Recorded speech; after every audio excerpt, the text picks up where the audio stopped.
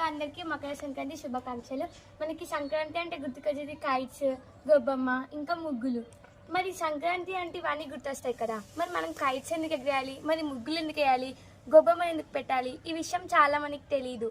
మనం మాత్రం వాటినన్నిటిని ఆచరిస్తాం, అవునా కదా, ఆచరిస్తాం. ఇంకా మరి సంక్రాంతి వెనకాల ఉన్న కథ ఏంటి మీ అందరికీ తెలుసా? నాకు కూడా ముందనే తెలుసు. మనం ఈ చిన్న కథను ఒకసారి విందాం. పూర్వం శంకరాసుర్ అనే ఒక రాక్షసుడు పరమశివునికి కఠినమైన తపస్సు చేసి తనని ఎవరు చంపలేరు, తనకన్నా బలవంతుడు ఎవరు ఉండదనే ఒక వరాన్ని పరమశివుని దగ్గర నుంచి పొందాడు. అలా శంకరాసుడు చాలా అంటే చాలా బలవంతుడుగా మారాడు. దేవతలందరికీ చాలా కష్టాలు పెట్టేవారు. ఋషులు, మునులు వీరెవ్వరూ వాళ్ళ కష్టాలని తట్టుకోలేకపోయేవారు.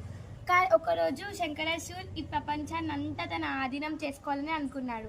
అలా అందరి దేవతలకు, మునులకు ఎన్నో కష్టాలు పెట్టేవారు.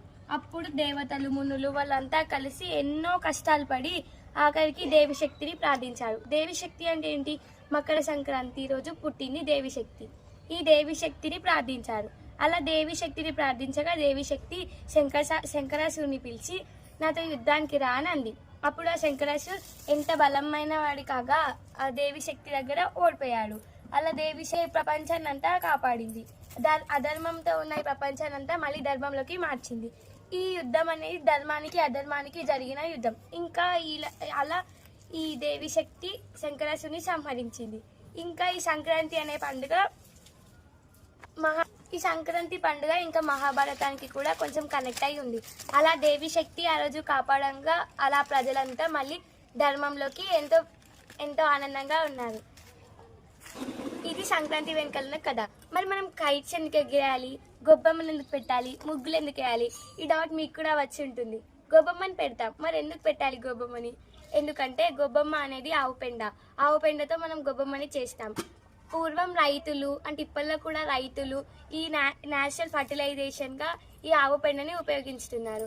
ఈ ఆవు పెండలో ఎన్నో యాంటీ బ్యాక్టీరియా, యాంటీ వైరసెస్ లాంటివి ఎన్నో ఉంటాయి. వాటి వల్ల మనం మన ఇంటి ముందు పెట్టడం వల్ల మన ఇంట్లోకి ఎటువంటి వైరసెస్లు, జబ్బులు రావాలి పెద్దల నమ్మకం. మరి మనం కైట్స్ ఎందుకు ఎగరేయాలి? ఎందుకంటే ఈ సంక్రాంతి పండుగ అనేది చలికాలంలో వస్తుంది. చలికాలంలో వస్తుంది. ఎండాకాలంలో అయితే మనకి డి విటమిన్ ఉంటుంది, కానీ చలికాలంలో డి విటమిన్ ఉండడం తక్కువ. కాబట్టి మనం పొద్దునే లేచి ఉదయాన్నే మనం కైట్స్ ఎగరేయడం వల్ల మనలోకి మనకే తెలియకుండా డి విటమిన్ అనేది వస్తుంది.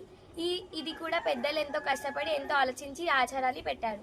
మరి ముగ్గులు ఎందుకు వేయాలి? ఎందుకంటే ముగ్గులో కొంచెం బియ్యం పిండిని కలిపి వేయడం వల్ల చిన్న చిన్న కీటకాలకు ఆ ముగ్గులో ఉండే బియ్యం పిండి మంచిగా తినేలా